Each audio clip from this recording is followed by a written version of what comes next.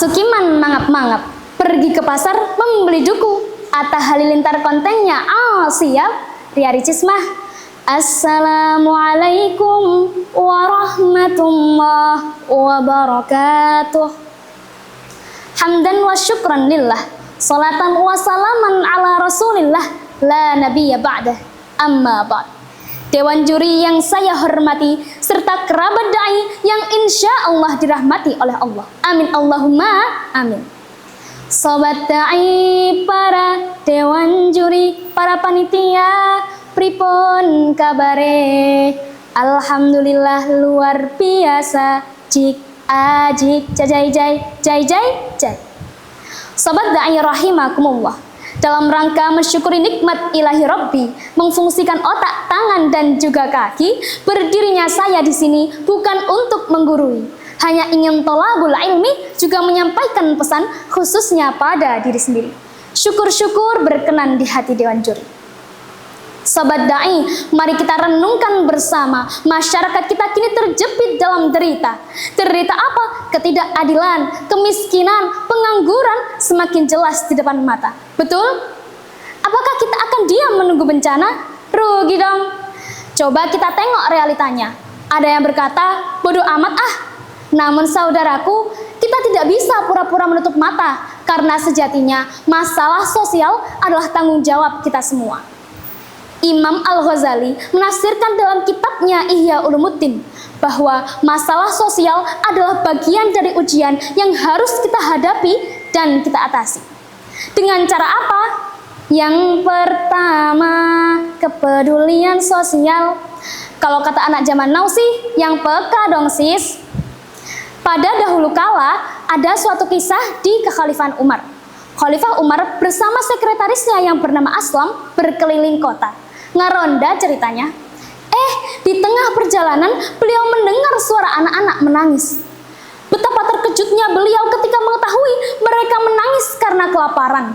Sedang ada seorang ibu yang sedang memasak air dan batu guna mengulur-ulur waktu supaya anak-anaknya lelah dan tertidur.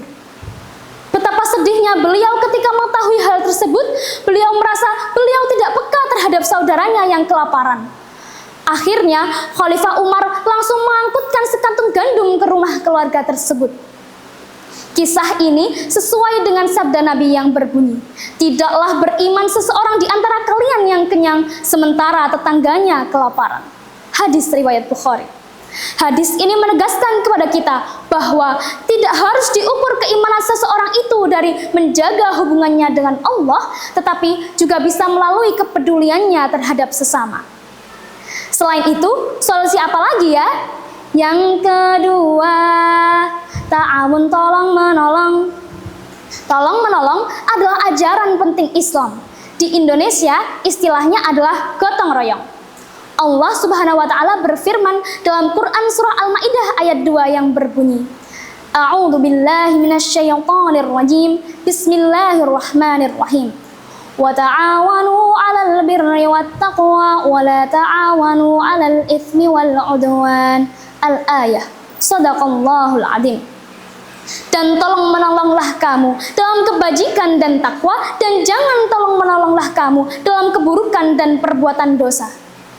Hadis ini menegaskan kepada kita bahwa kita harus tolong menolong dalam kebaikan dan tidak boleh tolong menolong dalam keburukan. Kita bisa melakukannya dengan menjaga perbuatan terhadap sesama, memberi bantuan, dan memberikan edukasi yang benar. Yang ketiga, tasamu or toleransi. Saling menghargai juga termasuk salah satu cara untuk mengatasi masalah sosial. Allah berfirman dalam Quran Surah Al-Hujurat ayat 13 yang berbunyi, A'udzu billahi minasyaitonir rajim. Bismillahirrahmanirrahim.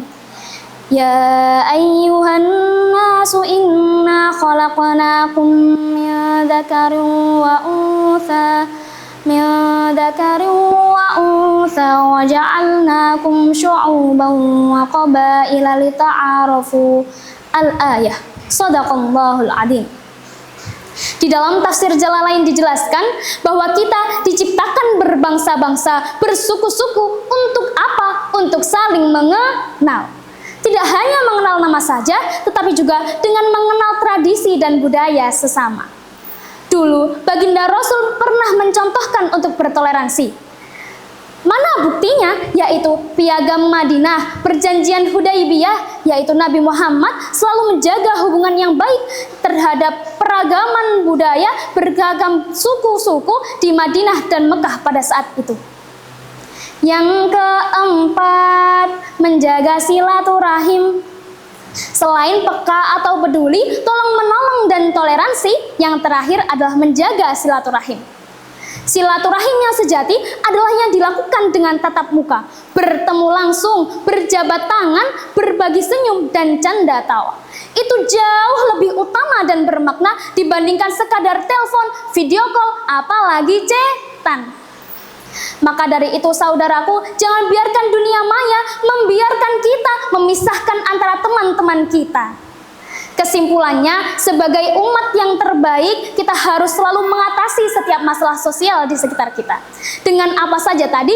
Yang pertama, peka atau peduli. Kedua, tolong menolong atau ta'awun. Yang ketiga, toleransi. Dan yang terakhir, menjaga silaturahim. Demikian yang dapat saya sampaikan, semoga bermanfaat.